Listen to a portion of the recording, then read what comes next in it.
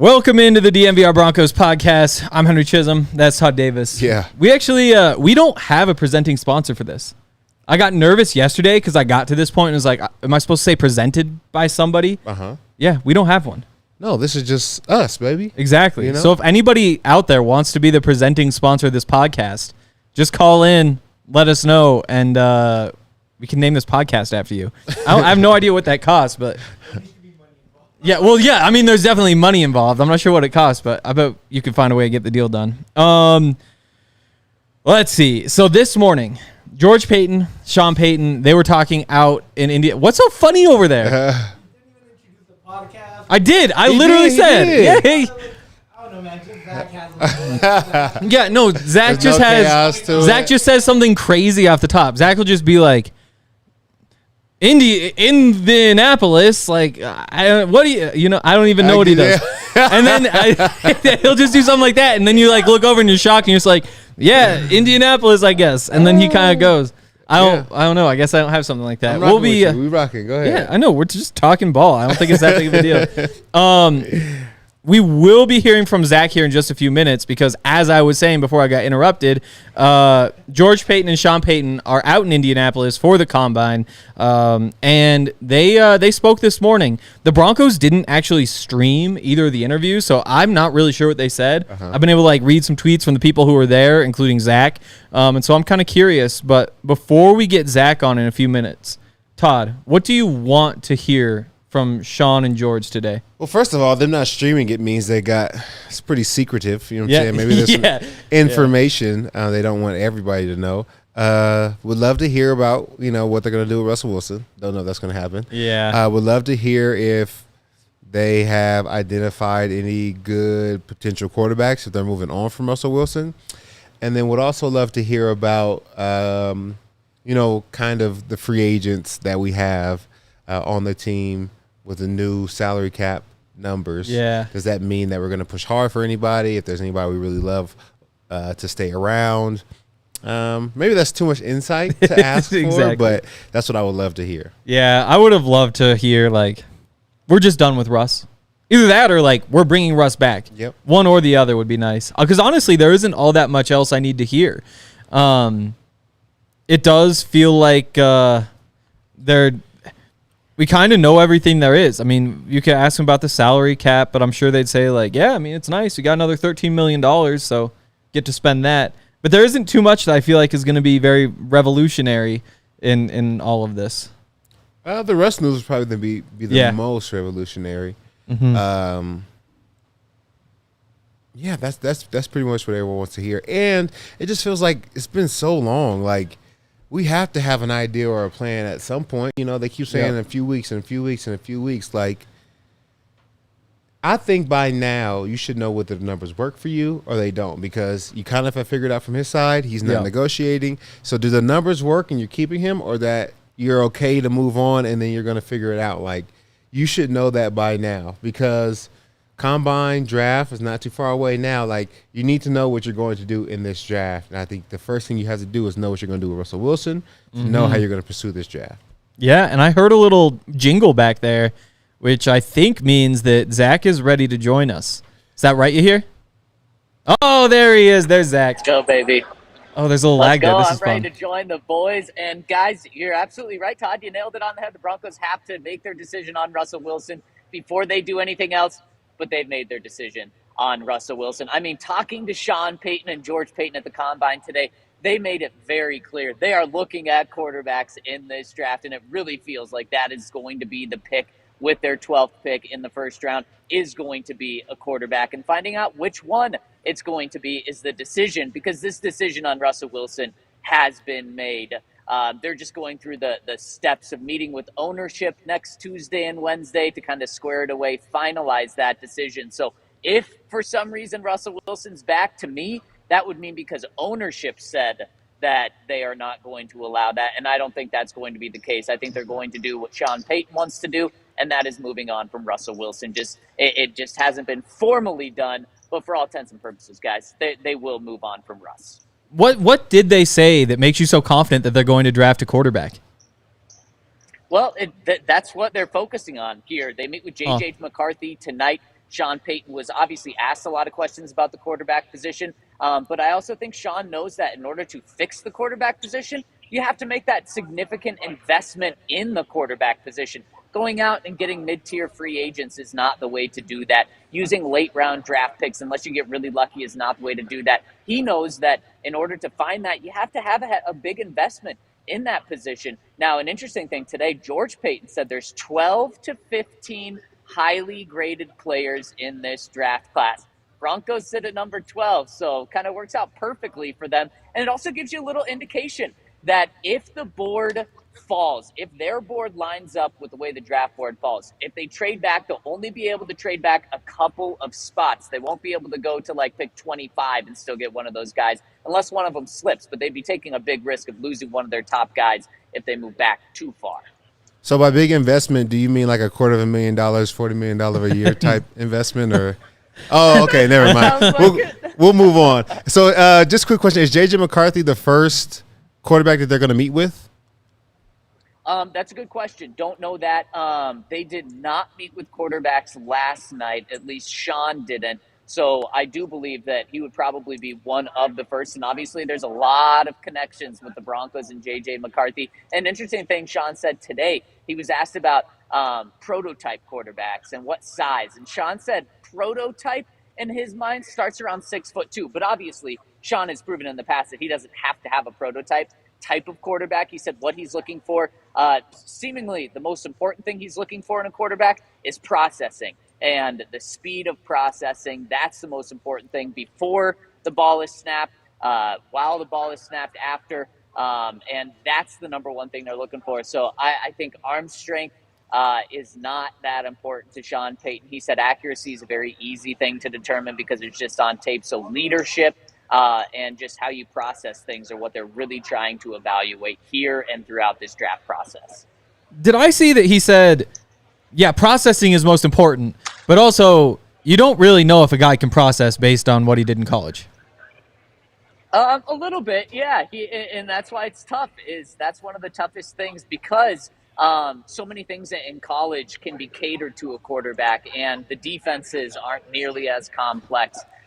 So yeah, that's he said that's one of the most difficult things to determine, but that's the most important thing to determine in this process as well. But Sean, confidence has never been an issue with Sean, as we know. And one of the things he said today, which was really funny, was he said, we are going to be good at evaluating quarterbacks, and we're glad that a lot of teams aren't going to be good at that. Wow. I love that. That's confident, yeah. Confident as can be. Taking a break from Russell Wilson and the quarterback situation, did he talk about any of the free agents that we have coming up if we're really trying to, bring some guys back, if we're going to let some guys walk and see how the open market fits them? Did he mention anybody's name in particular? Yeah, he was asked about Lloyd Cushenberry. I believe it was actually George Paton asked about Lloyd Cushenberry. And they would like to have Lloyd Cushenberry back. I think he even said we'd love to have Lloyd back. He's a really good player hitting his peak. But they do really like the depth at center. And that's actually not just something that George said. That's a sense that I've got is the Broncos do really like their young depth. And they've got a couple of young guys there. So I expect that the Broncos are preparing for Lloyd to get a big deal with another team, and then they'll build their center position from within what they already have on the team right now instead of paying $12, $10, $15 million to make Lloyd the highest paid center in the NFL. My sense is that they're going to go in a different direction, let Lloyd get paid somewhere else, and then build from within at that center position. Yeah. Very interesting. Yeah, you made a little face there when hearing about the young depth. I just was wondering who they're referring to as far as the young talented depth. Not saying that we don't have it. I just kind of want to know who those people are. Yeah, I mean, 7th round pick on Alex Forsythe. Yep. All right. I mean, He's ready to go, I him, guess. It's him, or it's what, a 6th-round pick on Luke Wattenberg 2 years ago. So that I believe that's the route that they're going to go at the center position, is young depth that they have on their roster already, and that's kind of the sense that I get at inside linebacker as well. I don't think the Broncos are going to be big spenders on their own free agents. Because we know the cap situation they're in. The Broncos feel very comfortable in the cap situation that they're in right now. They did feel like they have a little more flexibility with the cap increasing last week the way it did. But I don't see them using the money and the flexibility they have on their own free agents. Instead, I think it's going to be outside guys that they bring in. So that's my feeling right now, is Lloyd and Josie are both probably going to be gone. Interesting. Yeah, I'm curious. You mentioned they said they have a little more flexibility with the salary cap. Is that all they said, or did they add anything more about having another $13 million to spend? Yeah, pretty much just more flexibility. And they still maintain what they said last year, what they said after the season, that they're not going to be big spenders in free agency, specifically that first wave. They had the big splashes last year in free agency. They spent all the money last year, and that's going to be not the case this year. So don't expect them to be big spenders in the first couple days of free agency. They're more so going to be adding depth and plug and play or in certain pieces on the roster, but not major blockbuster signings in free agency. Was there anything that surprised you from the press conference? Was there anything that you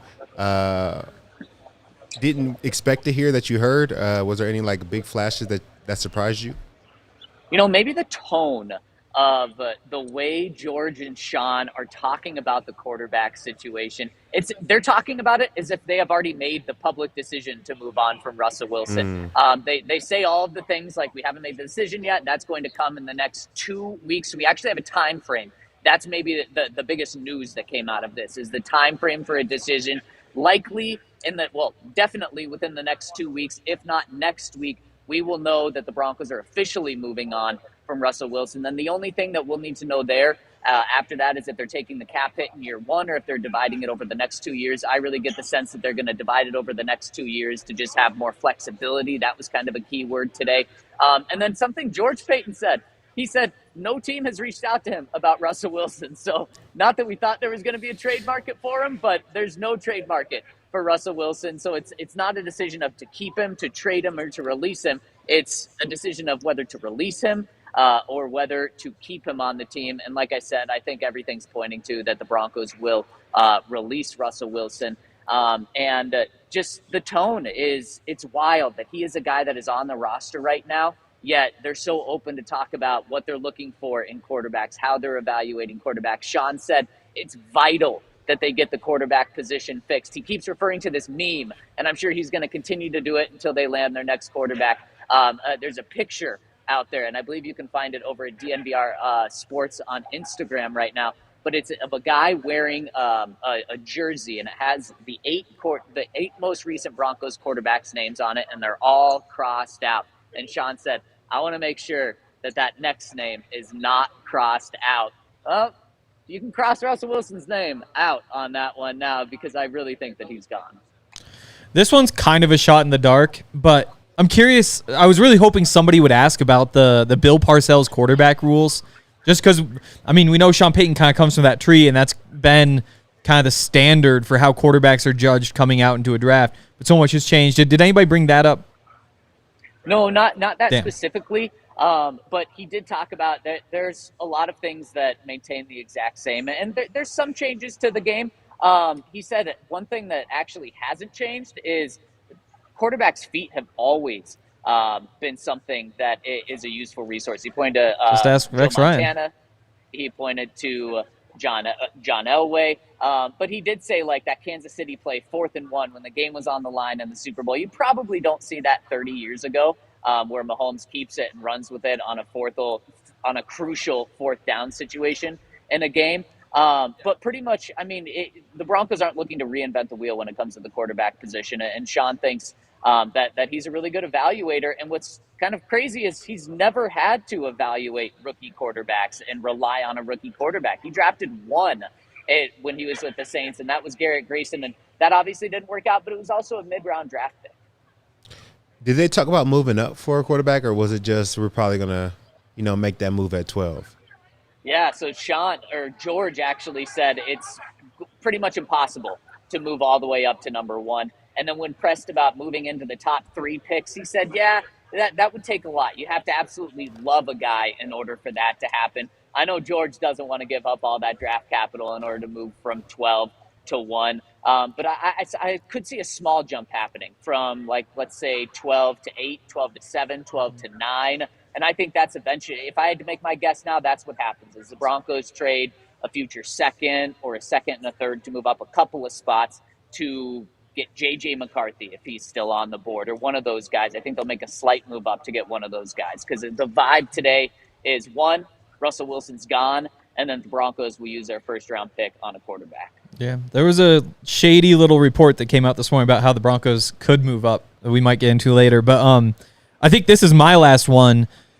You mentioned potentially moving on from Josie.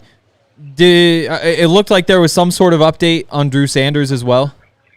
Yeah, George Paton was pressed about what position Drew will play. And he's pretty confident that it's going to be at edge on the outside. But he said they really like his flexibility. But sometimes the flexibility can be a curse as well, because then coaches bounce the kid around and they can never get settled in. So I think they're going to settle Drew in on the outside. That's what it feels like, which then, leads the question, okay, well, what are you doing at inside linebacker if you do move on from Josie Jewell, which right now I do think that's the vibe, is they're not going to bring back Lloyd or Josie. Well, I guess, it is what it is, but I feel like once again we're in a position where we have good players and we let them go for one reason or another. As we're trying to find more good players, it is what it is, but I'm glad that you got some insight for us so we can kind of keep our minds on the prize. Yeah, and Todd, I think it was Sean said today that inside linebacker is a hard position to evaluate. Maybe you should join his staff for the next few months in order to find that next inside linebacker in the draft for the team. Hey, man, if I could do both and do DNVR, on the weekends and then join the staff so I can get them boys right, let them boys know what inside linebacker is supposed to look like, I definitely would, but I love it here. Let's go. And one more thing, Marvin Mims got some love from Sean today. Sean said the only thing that held Marvin back from a receiver standpoint last year was us, meaning the coaches, the team, the scheme, maybe the quarterback play as well. He expects a big jump in Marvin's game this year. And one of the interesting things, another thing that he said held him back, was he plays the same position as Jerry Jeudy. So it makes you think, are they going to move on from Jerry in order to open a spot up for Marvin? Are they going to find a different spot for Marvin? But just keep that in the back of your head as this offseason goes along, because they definitely want to open up more opportunity for Marvin, and maybe that comes at the expense of Jerry Jeudy. Interesting. I think that's all we got for you, unless you have any other scoops that you want to share. Wait, how was last night? Did you have a good time? You went out? What was up? Oh, yeah. I'm going to have a whole story for you guys tomorrow on the show. It was a much later night than expected, but, man, made for a great time. That's awesome. Glad to hear it. Well, thanks, Zach. We'll see you when you get back tomorrow. Let's see. What do we have next? Bet365 is next. Travel safe, man. We love Bet365. I'm headed out to the Avs game tonight. Haven't looked at the line, so I should probably pull this up. But I've known for a couple days that this is going to be the big one. We're gonna pay for these tickets, and they're pretty nice tickets. They're playing the Stars. Stars first in the Central. I think the Avs are still second, even though they just lost. The Avs are minus 135 favorites. So I'm going to be hammering that one tonight. And you guys should probably be doing it too, because the Avs are awesome. If you want, you can use the code DNVR365, and you'll get a bunch of different perks from Bet365, including their open account offer. That is, there we go, way up at the top. So this is actually about the different times that they use the if you're up by enough, then you get the automatic win. Zach sent the reads this morning. See, I screwed up this whole document for everybody, I think, this morning, because it wouldn't copy and paste. It was just like moving things around in the document, which I didn't realize. So somebody's going to yell at me later. But then Zach came through and sent us the document, as he always does. Where it still isn't in there. There it is. If you place a bet between $20 and $50, you can get $10 in bonus bets, or you can bet $50 or more on any live or in-game, same-game parlay with the NBA. You get $25 in bonus bets. Those are boosts for everybody. And if you sign up, you can place a bet $5 or more, get $150 in bonus bets. You can get the first bet safety net offer by placing a bet up to $1,000. If your qualifying bet loses, you receive a matched refund in bonus bets. Whatever the sport, whatever the moment, it's never ordinary at Bet365. Again, that code is DNVR365. And you must be 21 or older, physically located in Colorado. Please gamble responsibly. If you or someone you know has a gambling problem and wants help, you can call or text 1-800-GAMBLER. I feel like the Avs game goes perfectly with some Coors Light. I feel like they're just meant to be together. They have those really big ones there, too. Oh, it's perfect. Yeah. Oh, there's going to be a nice couple of those. And cool, ready to chill. The mountains are blue. You know what time it is, and it's Coors Light time. And when it's time to chill, Coors Light is the beer I reach for. So when you want to hit a reset, grab the beer that's made to chill. Get Coors Light delivered straight to your door with Instacart by going to CoorsLight.com/DNVR. Celebrate responsibly. Coors Brewing Company, Golden, Colorado. Awesome. Let's run through some of this stuff. Zach kind of gave us a bunch of the news, but I guess we start at the top. Assuming they really are moving on from Russell Wilson, is that the right decision? I don't know what's right and wrong anymore. Exactly. That's kind of where I'm at. I'm trying to gauge it as a business decision. Yep. And as a business decision, you wouldn't let $80 million walk. As an emotional decision, yeah, you let $80 million walk because you want to find somebody else who suits what you're doing better.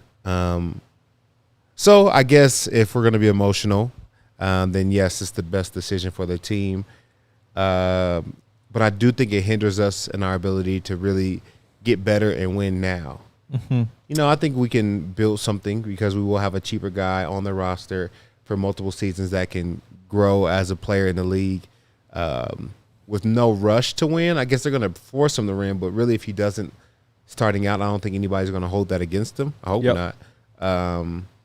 But I would say no, it's not the best decision for the team. But, you know, emotionally for Sean, I think to get somebody in there that you vibe with and you chose, I think then yes, it's the best. Yeah, and that's the thing is that it is Sean making the decision. And so while the rest of us can kind of look at this and see the big picture of, you know, next decade or what, I'm 27, so I've got 40 more years of this.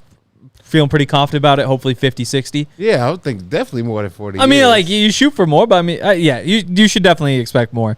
But yeah, I mean, so when you look at from the big picture, from like, how do I maximize Super Bowls in my lifetime? That's a little bit different than Sean Payton, who, you know, he's 1 year in. He probably gets 3 years here, regardless of how they go. Assuming they aren't terrible, he probably gets 4 years.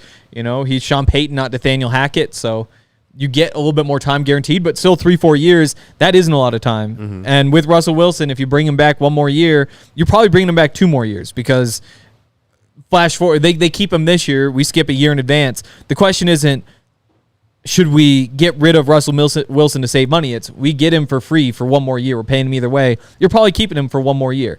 And so if you're Sean Payton, you see this and say, do I want the first 3 years of my time in Denver tied to Russell Wilson? Probably not. And you can't really blame him for that. And while big picture, it might make sense to build the team up and then kind of pull the trigger in a couple years since, it's another, like you said, you got $85 million that you still have to account for. And if you want for 2 more years, you tack another $37 million on top of that. Yep. Which, in the grand scheme of $85 million, isn't all that much, really. But when you're Sean Payton, it does make sense that you just cut ties, kind of start fresh there. But I don't know. It's a risky decision, and if you don't draft the right quarterback, it's going to really suck, and it's going to hurt. So we'll see how that goes. In terms of the other stuff, he didn't really give much updates in terms of the quarterbacks. I mean, tough to realistically get to number 1. That makes sense. I do think it was interesting, though. A lot of people thought the Bears this week would be announcing their decision with how they're going to handle their quarterback situation. Their front office spoke this morning as well, said they still haven't made a decision. But if they do decide that they're going after Caleb Williams in the draft, they will do right by Justin Fields, and in their mind, that means trading him before free agency. I think that is. It's the same thing with the Broncos. It has to be. Like, everybody's talking and then trying to say, like, yeah, we're not making any decisions, but they're saying a lot with the words that they're choosing to say. Like, he's saying, like, we're going to do right by Justin. You know what I'm saying? Like, before we make this move, just know that this is us doing right by Justin. You know? Yeah, I don't think this is saying, like, we haven't made a decision. They've made a decision. The Broncos have made a decision. Decisions have been made, people. Yeah. And like they said, I mean, free agency starts in about 3 weeks now, 2.5 weeks, maybe just 2 weeks, actually. That means 14th, that if they want to trade Justin Fields, they're doing it in the next 2 weeks. If you're the Broncos, what is your interest there? Would you like to say it's a 3rd-round pick, go get Justin Fields, or do you just sit and wait for the draft? No, if it's a 3rd-round pick, I'm definitely taking Fields. Okay. But that's me still going after the, long-term mentality. Seeing that Justin Fields has promise, but also understanding that we're still building this team. And if Fields works out, phenomenal. And we also get some more pieces in the draft to help us do that. If it doesn't, then we're still in the same position to where we only gave up a 3rd-round pick. We still went and got a really good player at number 12, and then we're still building up the team so that in 2 years we still can go and get the quarterback we want. So I think it's a good play if they went and got Justin Fields for a 3rd-round draft pick. Okay, and it's just kind of crazy to think that we're actually almost to this point where we're 2 weeks from free agency, like to the day, and hey, Justin Fields could be a Bronco, could not, but we're gonna get that part answered here in these next 2 weeks. The free agent stuff, they said $13 million gives you more flexibility. Still not going to do anything all that aggressive. I was curious because, they said at their end of the season press conference, we have to sit out this first wave of free agency. They don't necessarily have to sit out now. They're close enough that they can make things work, but it still seems like they're going to kind of sit back and let things happen around them, which means they probably won't make too many drastic moves regarding their own roster. Do you think that that's the right decision? I'm all about keeping guys that have shown and that they've proven themselves and that they've been good players for us. If I was a GM, I think that guys that are proven time and time again, especially guys that aren't top of the market guys. Like Lloyd Christian-Berry is not – he's going to get paid. But he's not going to be the highest paid center. Josie Jewell is not going to be the highest paid linebacker, but he's a very, very consistent and good player. I would keep those guys around for as long as I could. So I think they should make some moves, but maybe they're thinking that one of those guys aren't going to be gone the first day of free agency or first, second day, but who knows? I think they should make some moves at least to keep guys on their roster. I don't think we have enough capital to go out and sign anybody, but if we can really keep the guys that have been good players for us, that are hitting their strides, are getting better, I think that's worth it. Okay. There was save that for one more minute, but there was one report about somebody they could go sign. I thought it was kind of interesting. Just going through here real quick. L'Jarius Sneed. So I can't remember who exactly was. Somebody with Sportskeeda. I don't put a lot of stock in these reports right now, but the way he framed it was they could go sign L'Jarius Sneed, and you sell it as L'Jarius Sneed, Pat Surtain, awesome duo. You kind of have that shored up. But it would also give the Broncos the flexibility on draft day to trade Pat if they wanted to. So if you wound up in a situation where maybe the Bears do something crazy and say, we're going to hold on to Fields. Well, if you have L'Jarius Sneed, you have the option to say, okay, let's put a couple firsts in, we'll throw Pat in, and we could make this crazy trade. But Sneed is just more expensive than Pat, and he's not as good of a player. It's true. So we're going to trade the better player to get a more expensive player.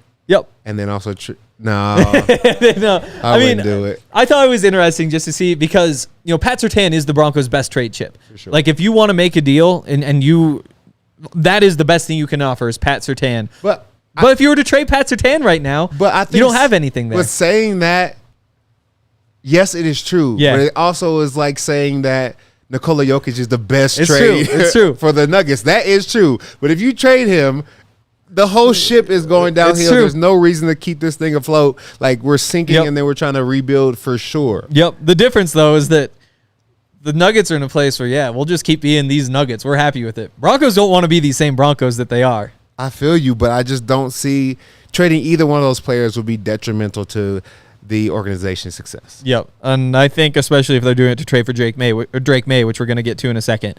Oh, that means you did not like? I'm not like? I did not like. We actually had a lot of fun yesterday. We were watching some of it upstairs. Drake Maye was getting roasted, but we're gonna get into that in a second. And I feel like I didn't pick like a bad game or anything. Maybe not his best game. Real quick though, let's talk about our friends with how about Red Hawk Roofing. Red Hawk Roofing is awesome. You know, some of us aren't homeowners yet, which means that we don't have to worry about our roofs. But I just hear stories from people about how awful it is to actually own your home. Again, like big perks, obviously. But then it's like, the siding's just falling off the house, so we got to go get that done. You know, we got to re-roof it. Like, we got to change out these windows. Like, there's all these different things. Like, the pipes burst. You know, there's all these things that can go wrong. And if you need help with your roof, there is nobody better than Red Hawk Roofing. You know, they've been a part of the community here in Denver for a very long time, and they really just want to help you through what could be a kind of tough experience depending on why you're getting your house re-roofed. Decades of experience, like I said. They use quality materials. They'll help you out quickly. They're huge DNVR supporters, which we obviously really like. And I think the biggest perk is that there's a free, no obligation roof and property inspection. So if you're thinking you might need to make a change to your roof, it might be time to re-roof, you can call them and they'll come out and tell you what they think, which is just a great way to start the whole re-roofing experience, is to have somebody come in for free and with no obligation tell you what they think. They'll do a free in-depth photo report for all their inspections. It's hail season. Actually, the spring really is hail season, isn't it? It's like snow in the winter, and then you get all this like crazy stuff that's on the way. Don't wait. Take care of any issues before the big storms come. That'll save you a whole bunch of money. And they'll give you a free upgrade to a hail impact resistant shingle. So if you get this done now, a free upgrade to a hail impact resistant shingle. If you're looking for a new roof over your home or business, be sure to check out Red Hawk Roofing at redhawkroofing.com and tell them that DNVR sent you. And if you want to come out to some great DNVR events, I got a few for you to come and hang out with us. I think they're going to be great. This first one is an Avs event. I don't know all these names, so if I stumble a little bit, I'm gonna ask. This will be fun. I know he's the Avs aficionado. On the 29th of this month, we have a watch party with the Avalanche alumni. They will be holding a silent auction with items such as Food Socket and McKinnon signed stick. Yep, Foot Sakic McKinnon. Okay, McCarr jersey and more. Confirmed guests include Kyle Quincy, John Mitchell, and Dan McCutcheon. Darwin. You missed the middle there. And more. We will have multiple giveaways throughout the night. Nuggets, we have a watch party on the 2nd of March with a raffle of DNVR swag, $4 Outlaws, and Miller Lite specials. Join us as we take on the Lakers on the road. I will be here for that one. That's on the 1st of March, 4 p.m., we have the American Raptors watch party with athlete appearances, DNVR swag, and Raptors tickets giveaway. Happy hour is also from 4 to 6 that night. Follow us on social, DNVR_sports, or go to thednvr.com/events to check out our calendar. See, I don't know all the Avs stuff. They have some crazy names, So it's a lot of Canadian names, and Well, and those are the things is like there's so many different ways you can say it. It's like the Avs have Druin, Drouin. So you'd be like Druin, but really with the like French Canadian way of pronouncing it, it's Drouin. There's no A in there. It doesn't make sense. Also, there was a time Adam Foote was here. He's like a Hall of Famer. Like, he's awesome. I think he's got to be in the Hall of Fame. And so we have that sliding door down there. He didn't realize that it's like a sliding door and just lifted it. Like it's like a doggy door. Yeah. And he just like pushed the whole thing up. And so he's like this big, massive former defenseman. I was like, oh my God, this guy's crazy. But yeah, those are going to be a lot of fun. When is that? That's Thursday. I might have to come for that one too. All right. I think we've hit all the takeaways here. Might circle back in a bit. Let's hit some of this Drake Maye stuff. So I went back through, like I said, watched some Drake Maye again. You don't sound excited, my man. I'm a little nervous for this. You know, I've made it pretty clear I'm not a big Drake Maye fan. Oh, wow. Like I'd go Jaden Daniels over him. There were some good games, obviously, some bad games. This was, I think, a below average game for him. We're going to be looking through this Miami game from this season. Miami of Ohio or no, Miami of Florida. Nobody ever see the real Miami. I guess now that I have the iPad, we can dig in. So this is the first offensive play of the game. You know, we'll just see what happens. So a little pistol, yeah. Pressure coming. You see the little guy in his face right here. So what do? Dump it off to the running back. But wait, the ball's up here. The running back's over here, which means the ball actually bounces off the ground. Running back luckily catches it off a bounce.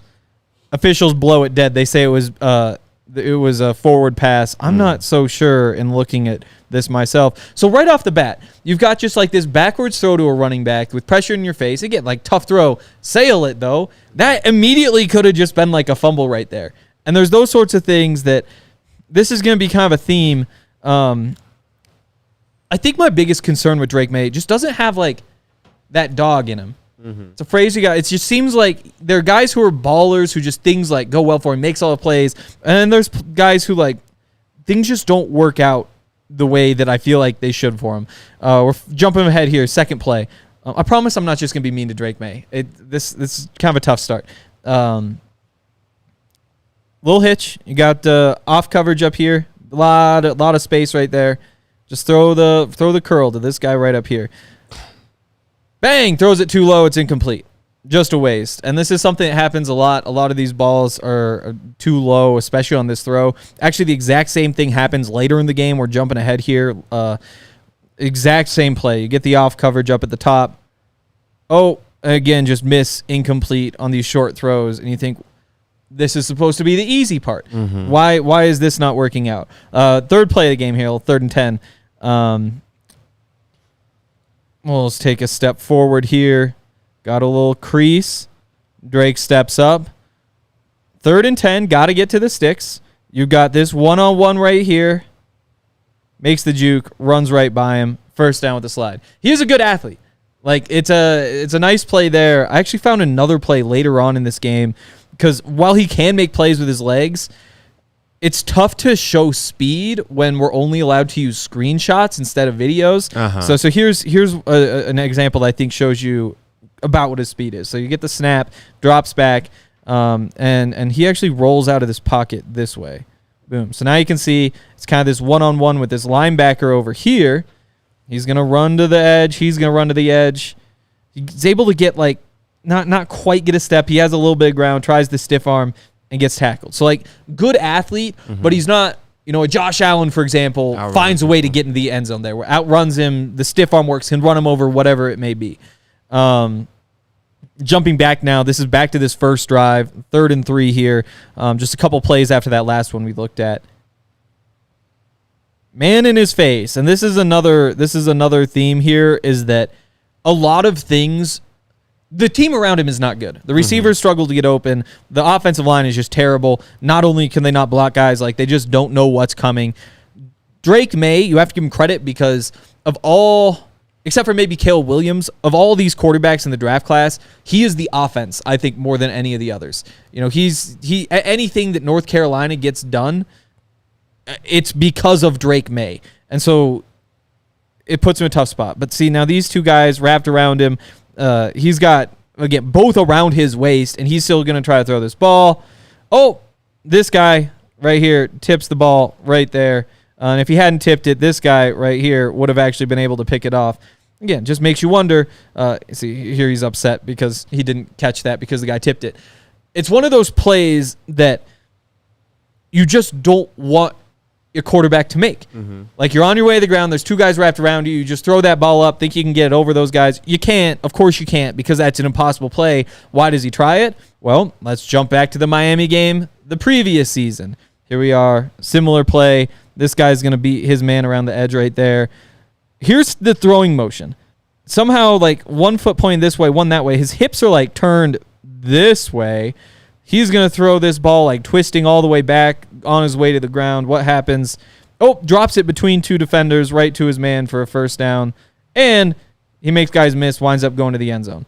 So that's kind of the Drake Maye thing, is that there's a lot of the Josh Allen, why the hell would you try to do that? Mm-hmm. But also like Josh Allen, it works out probably more often than it should. Mm-hmm. And like a young Josh Allen, if you can coach enough of that out of him, the physical tools are crazy. Like, this is a throw that I don't think any other quarterback in this draft class can make, like all twisted up like that, trying to drop it over the top. You know, there's a conversation about whether you should try it, but just the arm talent to be able to be bottled up like that and still get a ball accurate. And this is the thing, like the throw when somebody's draped around him, that is very common with Drake Maye. You know, I was talking to Jake Schwanitz about it. You know, when there's somebody just like running right at him in his face in the pocket, he can panic a little bit. The accuracy isn't great. But as soon as the guy like hits him, Drake probably isn't going to the ground because he's so big, and he's just going to like throw the ball anyway. And so it's almost like you just wait for the guy to hit you, and something good might happen. We'll jump back to our game here. So this is the second drive now for North Carolina, still 0-0. Remember, at this point, North Carolina 5-0. Things are going obviously well. Got the snap. They'll roll out to the left. Again, touch pass over the top. This is about 20 yards downfield here. Hits the man perfectly in stride. Mm-hmm. There is a lot of that. Basically anything 15 yards downfield or more, he's going to put it on the money. Like, that's his strength. It's all the stuff inside of that where I have a bunch of questions, but you can't discount what he does on these throws. And on top of that, again, I guess Caleb Williams is probably number one. To me, he's number two in terms of changing speed on passes. Like, he's got like the line drive. He can chuck it deep with the deep ball. He can have this touch pass to the second level. Like, the change of speed is really impressive. And again, like, that winds up being they're across midfield here, so that's a 40-yard gain or so, maybe 50. Flash forward 6:37 in the first. Second and goal, they're deep. We actually looked at that little run play. There was a hold on that run I showed earlier. So this is second and goal. You got 2 plays to get in the end zone from 18 yards out. Look at this. Decent little pocket, and you've got a tight end on this wheel route up the sideline, has the defender on his back. Pretty great opportunity right here. What happens? Just a little bit too far out in front. Now, tight end probably should have gotten a little more separation. That's a tough throw. Like, maybe just need a faster tight end because I do think, Michael Penix, for example, maybe Caleb Williams, some of these quarterbacks will put this ball just right here. So that first dot was off. There's a little lag with the marker. We'll put this one right here, like given a chance in this window instead of overthrowing. Doesn't work out. Next play. I think they're going to teach him that, though. Yeah. They'd rather have him overthrow that than give a defender a chance. They'd rather let him, if anything, he put more loft on it. Yeah. But they rather have him overthrow that than underthrow that. Next play. Third and goal. 18 yards. No chance, you would think. Except you got here. This will be a little post route right there. See him right here. He's about to break. I'm not sure why these two guys kind of came up a little bit. This guy is just going to let him get behind him. Drake Maye breaks right behind there. Perfect throw. Hits him in stride. Touchdown, converts a third and goal from the 18. And then all of a sudden you're like, oh, what a great throw. Drake Maye, he's back. Why wouldn't anybody want him? We'll jump back over here. This is late first quarter now. I think this is the third this is the third possession. Again, just quick little throw. I don't love a lot of the stuff underneath. You got, it's like a slant right here. This guy drops. This guy's right there. I believe, yeah. So he's got this window, puts it straight through there perfectly on the money. You got him. The accuracy on those throws. Actually, we're gonna touch on that right now. I forgot I pulled this clip. Oh no, we're actually not. We'll come back to that accuracy. This one, 1st and 10, drops back. Might be like a busted play because I'm not sure what's going on right here. Receiver might just suck. This tight end who leaked out looks like he's just trying to block. Nobody else is leaking out. Maybe this is like a screen that didn't develop. This guy's confident that he should be running a route, though, and it's actually a curl.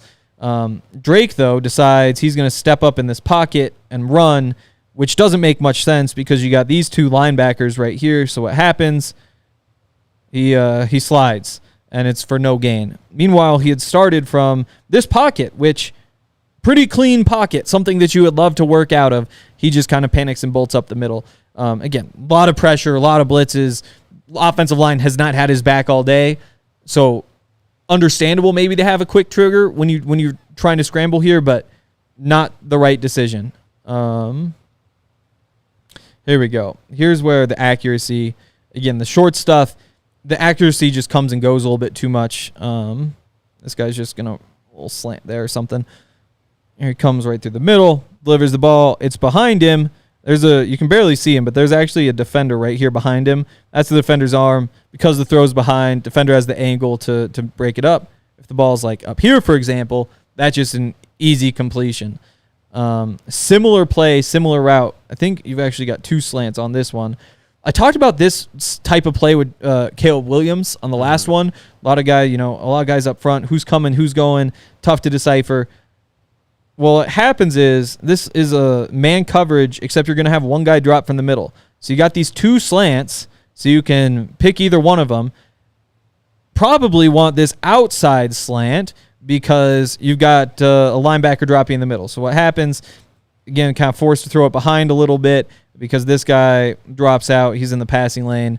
I didn't show it, but this guy, he breaks it up. It's another incompletion, this time on 3rd and 4. Yeah, he definitely should have been going to that outside slant. It's like a follow route almost. Yeah. Especially with he's in the alignment of the defense. You could tell it's a man. Somebody's going to have to drop out, though, to play the middle of the field. So. You would think. Yeah. Yeah. And so it just that little stuff. And again, like he's a 20, 21-year-old quarterback. So a lot of this you're expecting to teach because here's what else he can do. Again, nice clean pocket. He's great when he gets that clean pocket. Steps up. Throws. Oh, this is exactly, I counted 50 yards downfield. This is the ball. This is the defender's hand. You've got that little 6 inches in between. Just perfect throw on the money, 50 yards away. Touchdown. Just nice and easy. Yeah, that's an incredible play, a play that NFL quarterbacks dream of making. Like, that's what you want, is a guy who can just give you a 50-yard, or I guess that turns out to be like a 65-yard touchdown easily. And so that's why Drake Maye is way up at the top of the board. 3rd and 20 here. Again, you got this who's coming, who's going situation. So he drops back. What does he see? He sees this. So he's got this guy who's going to clear out. He's going to get this guy who's going to follow him right through here. It's a nice little read. Again, kind of comes wide open because this guy doesn't bite. We'll jump forward. There he is. Got 5-yard gap in front of this guy. What does it look like from up here? Just an easy catch right in this pocket in the middle of the field. He's really good over the middle of the field, too. And again, like, this is that 15 yards downfield. Broncos haven't consistently had a guy who just makes those throws over the middle, 12, 15, 20 yards downfield. Like, it feels like since Payton. And maybe I'm missing something, but I'm pretty sure there's just been nobody who's been capable of that throw. Yeah, it doesn't seem like that's been anybody's strengths. But he looks good so far. Definitely, has good throws and bad throws like any quarterback. Yep. But it seems like, especially like you said, on those deeper throws, he's able to get the ball where it needs to be. He's making some plays. Yeah, and on those deep throws, it's tough to find really good, reliable statistics. If you just go by like the pure numbers on throws 20 or more down the field, he's good but not great.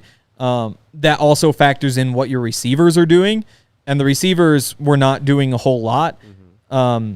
Pro Football Focus, for what it's worth, on balls 20 or more yards downfield, he ranked 3rd out of 142 FBS quarterbacks in terms of their grade. So again, like, it's a little bit subjective, but that's what they think. The tape, I think, lines up with that. Just for context, first is Jaden Daniels. Second is Jalen Milroe from Alabama, next year's draft. Runs up in the end zone. That's my last clip here. I do think, the argument for Drake Maye is, look at what he does down the field. 15 to 20 yards downfield, even across the middle. Like, he's got all that sort of stuff. You see what he can do. Somebody compared him to Big Ben in the comments when he gets hit like that. There are some similarities there. Like, that's a big, strong man who can just deliver a ball through contact. There weren't a lot of clips of him like rolling out, but he's really good when you roll him out of the pocket. Even if a guy's chasing him down, he'll deliver some good balls. Sometimes those are a little bit off target, but there's just a lot of stuff I don't like. Like that first clip when he's throwing the ball backwards to running back behind him through contact. It's like, just don't do that. Like, that's a massive risk. I think that there are a bunch of plays when you go back and watch where he's throwing the ball to a running back 5 yards behind the line of scrimmage who gets hit before he even gets to the line of scrimmage. Again, just don't do that. You know, I can't remember which game, but there's one play in particular where he rolls out to the right, can't find anybody, runs out of bounds, loses 5 yards instead of just throwing the ball away. Mm-hmm. The accuracy on the short stuff really comes and goes. I think that's probably my biggest concern. But if you're Sean Payton, you see the things he does well, and you say, if we can just teach him to do some of the easy things better, he could be a really good quarterback. Yeah, I think he has to have like a really balanced game, because in the NFL is all about taking away one thing. Like, you can't be a great defense trying to stop everything and stop every play, stop every run. But if you know this guy, especially Drake Maye, is great in the 15 to 20 yard range, you're not getting that. So if you get anything, it's going to be 5 to 7 yards, 10 yards at most, and you're going to have to make these accurate throws. They're going to challenge you to do that. So it's important for him to have a well-rounded game. But it does feel like if you can make the deep throws, you should be able to make the short ones. You would think. So maybe he has it in him, and just is not. Maybe this wasn't a game where he, really showed that ability. But yeah, he definitely has to be balanced to be a successful quarterback in the NFL. Yeah, and he's, again, like I said earlier, kind of just in a unique situation because he doesn't have a talented offensive line. He doesn't have talented receivers. That number 9, I actually don't know who that is. He looks good, but outside of that, like, just not a lot of help. And so that means that he has to make things happen. Like, he needs to make those throws through contact. He needs to roll out, find space, buy time, and wait for somebody to get open. Whereas, J.J. McCarthy, if it's 1st and 10, go ahead, throw the ball away, because if you're playing Rutgers or whoever, you can just hand the ball off on 2nd down, and running back is probably just going to go pick up a 1st down anyway. Yeah. Like, just the amount of pressure that you have is not the same. Numbers wise, not all that impressive either. Better in his sophomore year for sure, but this year completes 63% of his passes, solid, 3,600 yards, solid, 24 touchdowns, 9 interceptions.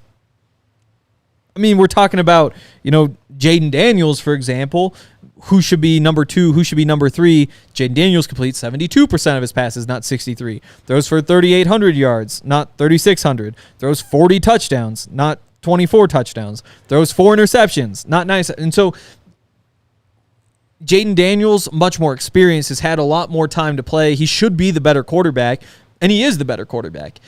The thing about Drake, though, is that you've got the talent and the size, and so can you turn him into the better quarterback 4 or 5 years from now? And hopefully, I think guys or teams are looking at him and seeing what he is able to do while he's being hit, while he's being pressured. Because in the NFL, that's what's going to happen. Totally. Like, everybody oohs and ahs over Patrick Mahomes. It's because of what he can do once he's under pressure.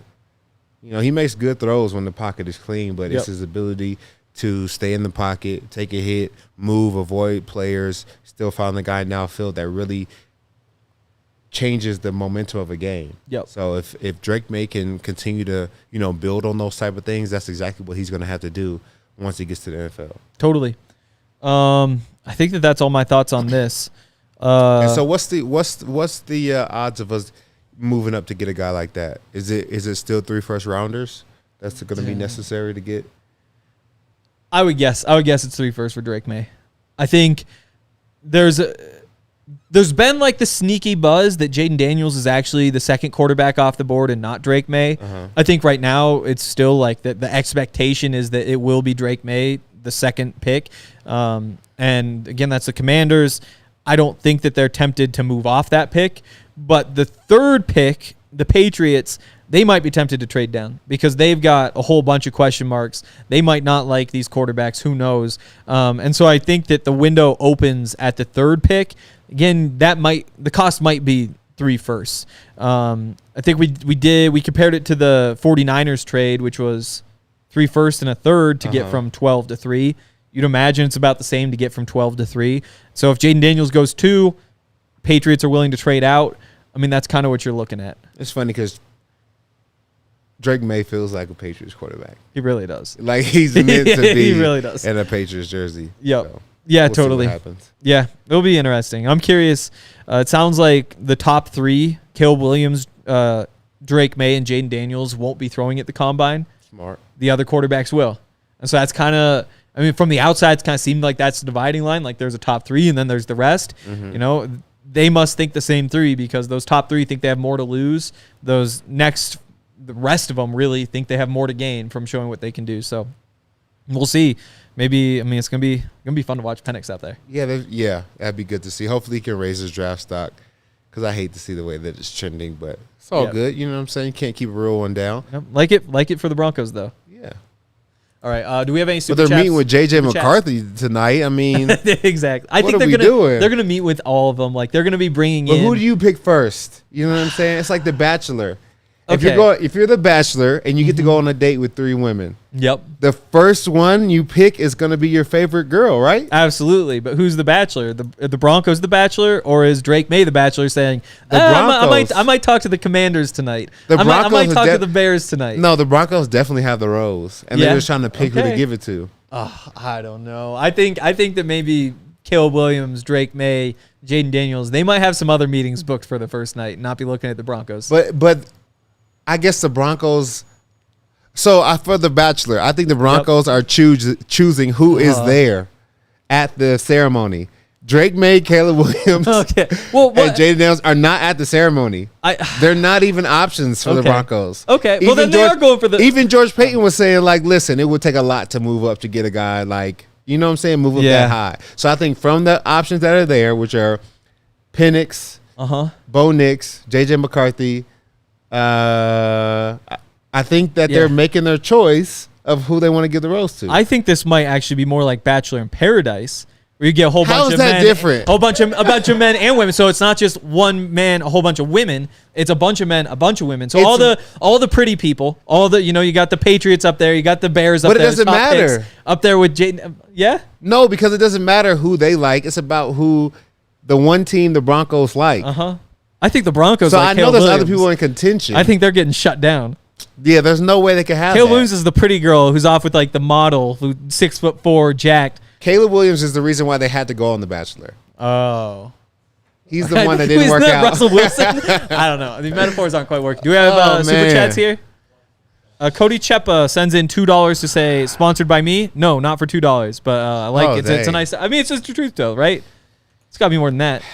Sponsored this podcast. Yeah, you can for $2. I will say sponsored by Cody Chepa at the end of the podcast. I think that's fair. All right, there we go. It's also you can sponsor it by super chat. So every show of you $10 or more, you can sponsor the podcast for the day. Okay, fair enough. I think that's all we got for you. Zach will be back tomorrow. Yep. So a little less of a roller coaster, maybe. We'll see. Yeah, I guess I don't really have any more final thoughts. Give some likes, give some comments. That helps the algorithm too. Retweet all this stuff on Twitter. Share it with your friends. Give us those 5-star reviews. Really appreciate it. And we'll see you tomorrow. Still like my metaphor, by the way. Just wanted to say that on the way out. Peace. We all silly like the mayor.